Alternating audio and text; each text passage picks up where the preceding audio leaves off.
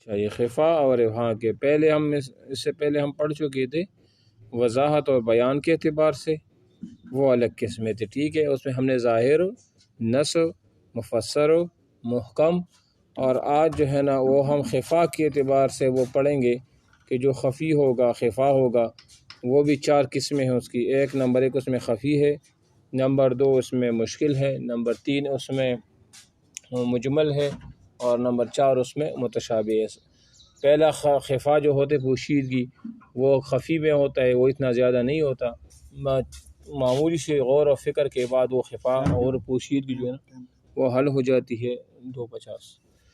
تو اس کے بعد مشکل ہے، اس میں تھوڑی سی زیادہ پوشیدگی ہوتی ہے، اس کے بعد مجمل ہے، اس سے بھی زیادہ پوشیدگی ہوتی ہے، اور اس کے بعد آخر میں متشابہ ہے، اور متشابہ میں ہم پہلے بھی ڈیٹیل میں ہم لیکچر دے چکے ہیں، تو اس میں سب سے زیادہ پوشیدگی ہوتی ہے۔ اب ہم آ جاتے ہیں خفا اور ابہام کے لحاظ سے لفظ کی قسمیں ہیں۔ تو خفا و ابہام کے اعتبار سے بھی لفظ کی 4 قسمیں ہیں، جن کے چاروں کو مقابل ہیں۔ مثال خفی کس کے مقابل میں آ جاتا ہے؟ خفی جو ہے نا وہ ظاہر کے مقابل میں، دوسرا نمبر ہے مشکل نص کے مقابلے میں، نمبر 3 مجمل جو ہے نا وہ مفسر کے مقابلے میں، اور نمبر 4 جو ہے نا وہ متشابہ ہے جو کہ محکم کے مقابلے میں۔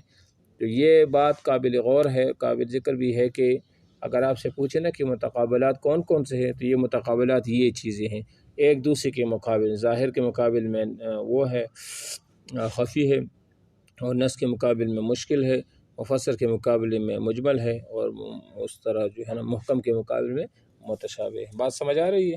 تو یہ ہوا۔ تو اب خفی کیا چیز ہے؟ خفی کی تعریف کیا ہے؟ خفی جو ہوتا ہے نا یہ وہ ہے جس کا لغوی معنی ظاہر ہو لیکن بعض صورت میں اس کو منطبق کرنے میں شبہ ہو، یعنی کہ اس کا لغوی معنی جس طرح وہ تو ظاہر ہو، لغوی اعتبار سے تو ہم اس کو مطلب وہ تو ظاہر ہوتا ہے، اس میں کوئی خفا نہیں ہوتا، اس میں کوئی پوشیدگی نہیں ہوتی، اس میں کوئی اس طرح کے یعنی کہ مشکل نہیں ہوتا، لیکن کبھی کبھی ہم اس کو کیسے اپلائی کریں گے ایک چیز کے اوپر، وہ تھوڑا سا منطبق ہونا، کسی کے اوپر اپلائی کرنا، وہ کیسے کریں گے، وہ تھوڑا سا اس میں تھوڑی سی مشکلات ہو جاتی ہے نا، پوشیدگی پائی جاتی ہے، تو وہ ہے۔ مثال کے طور پر انہوں نے اس طرح مثال دی ہے، اللہ تعالیٰ فرماتے السارق والسارق فاقطعوا ایدیہما جزاء بما کسبا نکالا من اللہ، کہ چور کرنے والا مرد اور چور کرنے والی عورت، ان دونوں کے ہاتھ کاٹے جائے، نکالا من اللہ، یہ اللہ کی طرف سے ایک بدلہ ہے، ٹھیک ہے نا۔ اب دیکھو یہاں پر السارق والسارق فاقطعوا، اب یہاں تو یہ پتہ چل جاتا ہے،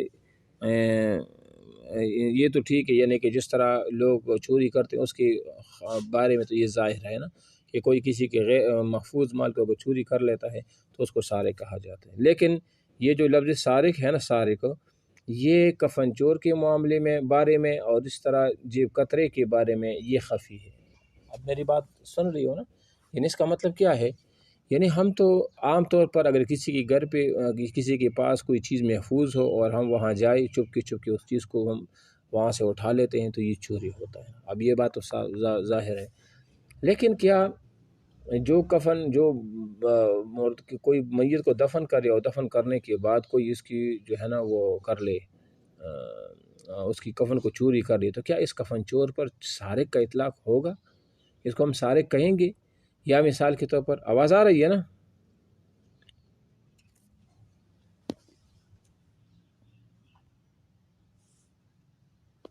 اچھا، تو کیا اس پر جو ہے نا اس پر سارق کا اطلاق ہوتا ہے؟ یا مثال جیب کترا ہے تو کیا اس پر اس کو ہم سارق کہیں گے یا نہیں کہیں گے؟ تو یہ وہ بنیادی چیزیں ہیں نا۔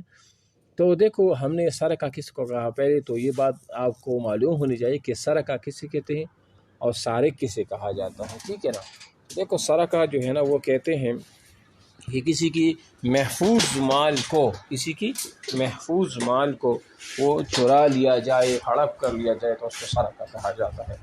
اب جب ہم نے دیکھا تو یہ جو لوگ کفن کو جو چوری کرتے ہیں یا مثال کے طور پر کسی کا جیب کاٹ لیتے ہیں نا، تو یہ مال جو ہے نا وہ محفوظ وہ نہیں ہوتا، اس کو مال محفوظ وہ نہیں کہا جا سکتا۔ مثال کے طور پر اب چور جو ہے یہ مردہ جو ہے، جو بندہ قبر میں ہو، دفن ہو، اور اس کا جو کفن ہوتی ہے تازہ کوئی وہ بندہ مر جائے تو اس کا کفن جو ہے نا وہ صحیح ہوتا ہے، اگر اس کو کوئی چوری کر لے تو وہ اس کی حفاظت تو نہیں کر سکتا، وہ تو غیر محفوظ مال ہوتا ہے نا۔ جو غیر محفوظ مال ہوگا تو اس کو ہم چوری کا نام وہ نہیں دے سکتے، ٹھیک ہے نا، لہذا وہ چوری کی اس میں نہیں آئے گا، نمبر 1۔ نمبر 2 بات، جب وہ چوری کے زمرے میں نہیں آتا اور اس کو ہم سارق نہیں کہیں گے، تو ایسا آدمی اگر چوری کرے نا تو اس کا ہاتھ بھی نہیں کاٹا جائے گا۔ یا جیب کترا ہے نا، تو جیب کترا بھی جو ہے نا وہاں پر چونکہ غفلت پائی جاتی ہے، غفلت اس طرح کی، وہ مال غیر محفوظ ہوتا ہے، مطلب اس میں تھوڑی سی غفلت کی وجہ سے جو ہے نا وہ کیا ہو جاتا ہے، وہ مال اس کا چوری ہو جاتا ہے اور اس کو کیا ہوتا ہے پتہ بھی نہیں چلتا، تو لہذا اس صورت میں بھی اس پر بھی چور کا اطلاق جو ہے نا وہ نہیں ہوگا۔ اب سمجھ آ رہی ہے؟ تو یہ وہ بنیادی چیزیں ہوتی ہیں، ٹھیک ہے نا جی۔ صفحہ نمبر ہے یہ 91 صفحہ، ٹھیک ہے۔ تو یہ ہو گیا، اب سمجھ آ گیا نا خفی کی جو میں نے تعریف کی اور سارق کی وغیرہ وغیرہ، یہ آپ کو سمجھ میں نے پورا خلاصہ بتا دیا۔ اب ہم ادھر کتاب میں پڑھ لیتے ہیں، ادھر اس کو حل بھی کریں گے۔ خفی وہ ہے جو اس کا لغوی معنی ظاہر ہو لیکن بعض صورتوں پر اس کو منطبق کرنے میں شبہ ہو جائے، جسے یہ سارا میں نے خلاصہ بتا دیا۔ اللہ تعالیٰ فرماتے السارق والسارقۃ فاقطعوا ایدیہما جزاء بما کسبا نکالا من اللہ۔ اس آیت میں سرقہ چوری کی معنی ظاہر اور واضح ہیں، لیکن جیب کترے اور کفن چور کو بھی سارق کہا جائے گا، مطلب کیا کہا جائے گا، سوال ہے نا۔ اس اعتبار سے سارق کی مراد خفی ہے، یا جیسے اللہ تعالیٰ نے کفارہ کا ذکر کرتے فرمایا اطعام 10 مساکین، کہ 10 مسکینوں کو کھانا کھلانا ہے، جس کے معنی مساکین کو پکا پکایا کھانا کھلانے کی ہیں۔ سوال یہ ہے کہ اگر کوئی شخص پکا پکایا کھانا کھلانے کی بجائے کھانے کی بقدر سامان خرید کر کے دے دے یا اس کے پیسے دے دے، تو کیا یہ طعام مساکین کے حکم کو پورا کرنے کے لیے کافی ہو جائے گا؟ اس دوسرے پہلو کے اعتبار سے یہ آیت یہ دیکھو اب خفی ہے، اب تو اس میں تھوڑا سا غور اور تأمل کرنا پڑے گا، اور غور اور تأمل کرنے کے بعد جو معنی ہمیں واضح ہوگا نا اسی پر پھر کیا ہوگا، عمل کیا جائے گا۔ بات سمجھ آ رہی ہے؟ اب اس کا حکم کیا ہے؟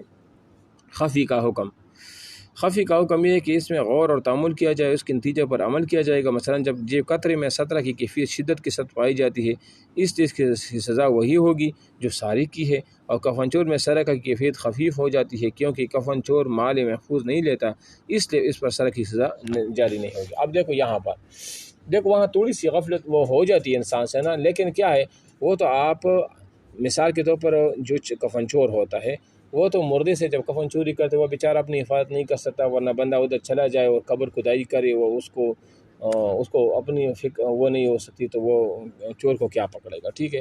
تو دیکھو اگر کسی نے کفن جو ہے نا وہ چوری کر لیا تو اس پر حد جاری نہیں ہوگا۔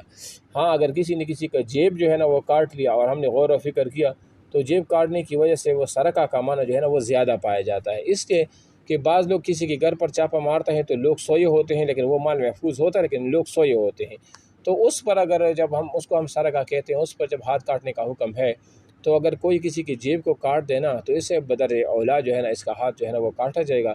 لہذا سرقہ کا معنی جیب کترے میں زیادتی کے ساتھ پایا جاتا ہے، اور اسی طرح کفن چور کے حق میں جو ہے نا وہ معنی زیادتی کے ساتھ نہیں پایا جاتا بلکہ کمی کے ساتھ پایا جاتا ہے۔ لہذا آپ لوگوں کو پتہ ہوگا کہ تندر الحدود بالشبہات، کہ جو شبہ کی بنیاد پر کیا ہوتا ہے وہ حدود جو ہے نا وہ ساقط ہو جاتے ہیں۔